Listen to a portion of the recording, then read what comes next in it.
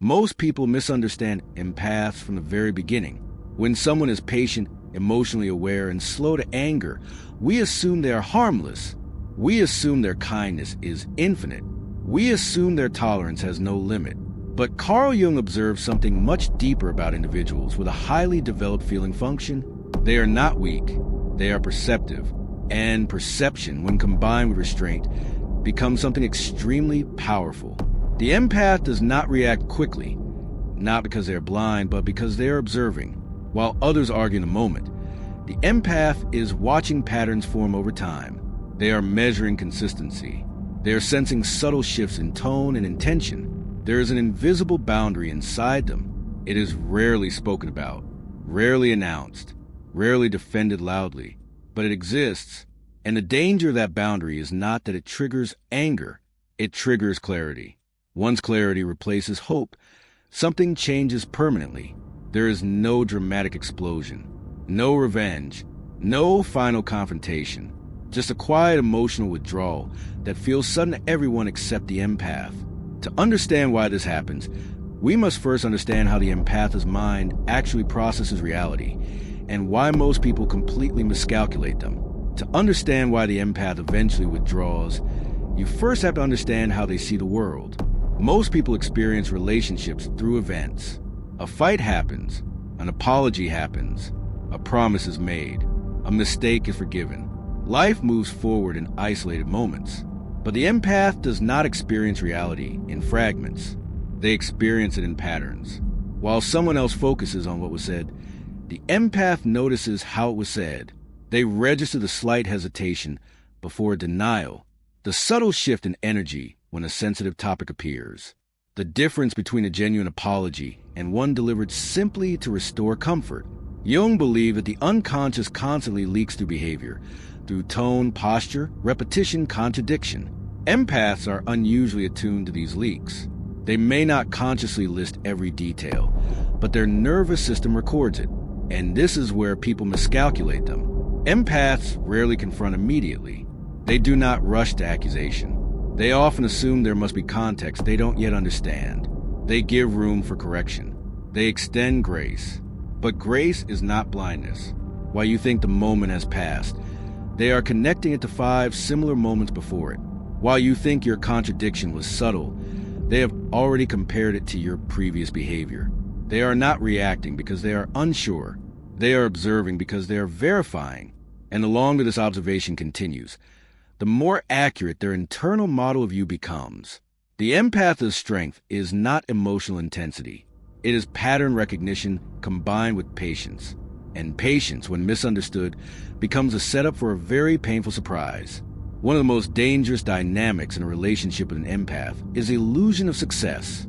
When there is no immediate confrontation, most people relax. When there is no raised voice, no dramatic reaction, no visible anger, they assume the issue is small or unnoticed. Silence gets interpreted as permission. Calmness gets interpreted as compliance. And over time, this creates a false sense of control. The manipulative personality begins to believe they are skillful. They assume their charm works. Their distortions are convincing. Their half-truths are undetectable. But what they don't realize is this. The empath is not reacting because they are confused. They are waiting because they are confirming. Empaths do not make final judgments based on one inconsistency. They look for repetition. They test whether behavior aligns with words over time. They allow space for correction because they understand human imperfection. But each repeated contradiction becomes harder to ignore. Each broken promise adds weight. Each subtle dismissal creates a deeper crack. And while everything appears normal on the surface, internally something is shifting. The empath begins moving from curiosity to conclusion, from giving the benefit of the doubt to recognizing a stable pattern. And once behavior stops looking like a mistake and starts looking like identity, the foundation of the relationship quietly destabilizes. The manipulator feels comfortable. The empath becomes certain. And certainty is far more dangerous than anger. Up to this point, the empath is still undecided. They may feel uneasy. They may sense inconsistency. But they are still open to the possibility that things can improve. The true breaking point is rarely a single betrayal. It is something much more destabilizing. It is a repeated attack on their perception of reality. Lying alone is damaging, but denying what clearly happened, reframing facts, twisting conversations, and insisting the empath imagined it, that is something else entirely. Gaslighting does not just distort events. It destabilizes the mind. Jung spoke often about the importance of individuation, the process of becoming aligned with one's inner truth. For an empath, intuition is not a vague emotion. It is the compass guiding that inner truth. When someone repeatedly tells them their perception is wrong, it creates internal fracture. At first, the empath doubts themselves. Maybe I'm misunderstood. Maybe I'm overreacting. Maybe I'm too sensitive. They search for ways to protect a relationship, even if it means questioning their own clarity. But the nervous system does not ignore contradiction forever. When reality distortion becomes consistent, something shifts. The empath stops asking, "Did this happen?" and starts asking, "Why am I being told it didn't?" That is the moment the situation transforms from misunderstanding to manipulation. And once manipulation is clearly seen, the emotional ground beneath the relationship begins to collapse. Because trust is not broken by mistakes. It is broken when reality itself becomes unsafe. Before an empath leaves, they fight. But not with you, with themselves. From the outside, everything may look normal. Conversations continue. Daily routines continue. The warmth may still be present.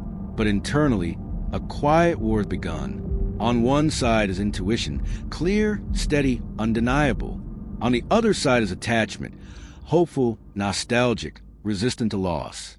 The empath replays conversations in their mind. They search for alternative interpretations. They attempt to reconstruct events in a way that makes them less painful.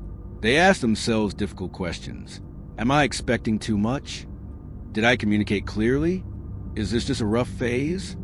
They do this because leaving is not easy for them. They don't detach impulsively. They don't abandon quickly. Their loyalty is real. So they try again. They extend more understanding. They offer clearer communication. They give additional chances that most people would never receive. But each attempt costs energy. Each justification chips away at their internal stability. The most exhausting part is not the other person's behavior. It is the constant self-negotiation. Hope argues with evidence. Memory argues with reality. The empath begins to feel a growing tension inside, a cognitive dissonance that becomes physically heavy, and eventually a realization forms. Staying requires me to silence myself, and that realization is the beginning of the end. Carl Jung believed that every personality contains a shadow, the parts of ourselves we suppress because they do not fit our self-image. For empaths, the shadow often contains qualities they avoid embracing: cold detachment, uncompromising boundaries, the ability to walk away without explanation, the willingness to disappoint others. They suppress these traits because they value harmony. They take pride in being understanding. They prefer compassion over confrontation. But suppression does not mean absence. The shadow waits, and when repeated psychological injury accumulates, the shadow begins to surface, not as rage, but as clarity. This is the moment outsiders misinterpret. They expect anger. They expect emotional breakdown. Instead, what appears is calm precision. The empath stops over-explaining, stops defending their feelings, stops trying to be understood by someone committed to misunderstanding them. The internal narrative changes. Instead of asking, "How can I fix this?" they begin asking, "Why am I tolerating this?" This shift is subtle but irreversible. Jung described individuation as becoming whole, integrating both light and dark aspects of the self. When the empath integrates their shadow, they become balanced. They are still compassionate, but they are no longer self-sacrificing. They are still kind, but they are no longer negotiable. And once that balance forms, the decision becomes simple. Peace is chosen over attachment. Reality is chosen over illusion. And there is no emotional explosion, only a quiet, final alignment with self-preservation. From the outside, it feels sudden. One day the empath is warm, engaged, emotionally present, and then something shifts. There is no dramatic argument, no explosive confrontation. No long emotional speech explaining every wound. Instead, there is distance. Replies become shorter. Energy feels neutral. Emotional intensity disappears. But this is not the silent treatment. The silent treatment is a tactic designed to provoke anxiety and regain control. What the empath does is different. It is disengagement. By the time this outward shift becomes visible, the internal grieving has already happened. They have processed betrayal. They have replayed the conversations. They have mourned the version of you they hoped existed. The relationship, emotionally, has already ended inside them. What remains is composure. They are not trying to punish you. They are not trying to hurt you. They are simply no longer invested. And that absence of investment feels colder than anger ever could, because anger still contains emotion. This contains closure. And once closure settles in, the empath does not look back to negotiate. They move forward quietly, without spectacle, without chaos, without revenge, just absence. When the empath withdraws emotionally, something subtle but powerful happens. Control disappears. Before, you may have influenced their mood.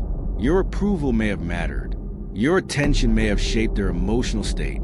Now it doesn't, and that is destabilizing. Because manipulation only works where emotional investment exists. Guilt requires attachment. Charm requires desire. Provocation requires reaction. But indifference gives you nothing to work with. Jung suggested that the opposite of love is not hatred. It is indifference. Hatred still binds two people together through intensity. Indifference severs that tie completely. When an empath reaches indifference, your leverage evaporates. You may attempt apologies.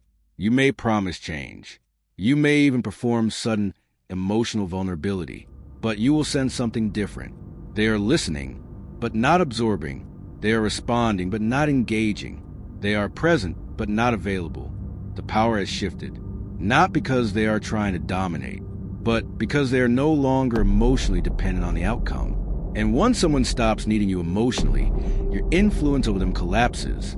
That collapse often feels like rejection, but in reality, it is liberation. They are no longer seeking validation. They are no longer negotiating reality. They are no longer shrinking to preserve connection. They are stable within themselves. And stability is unshakable. Once the empath reaches clarity and integrates their shadow, the possibility of returning to old dynamics becomes almost non-existent. This is not about anger, not about revenge, not even about punishment. It is about self-preservation and alignment with reality. The empath has observed, analyzed, and measured pattern for months, sometimes years. They recorded every lie, every broken promise, every attempt to distort truth, every subtle manipulation has been cataloged and understood. Once they see a person for who they truly are, rather than who they hoped or pretended they were, it becomes impossible to ignore or forget. The truth is no longer negotiable. The illusion cannot be restored. Re-engaging will require betrayal of their own perception. It would demand that they deny their intuition, override their own inner warnings, and shrink themselves to maintain the relationship.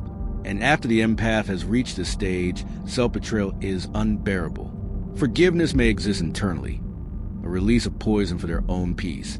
But forgiveness does not equal access. The person may apologize, promise change, or claim transformation. But trust, once fractured and repeatedly violated, cannot be rebuilt with words alone. This is why, once the empath withdraws, the door rarely reopens. Their indifference is not cruelty. It is finality.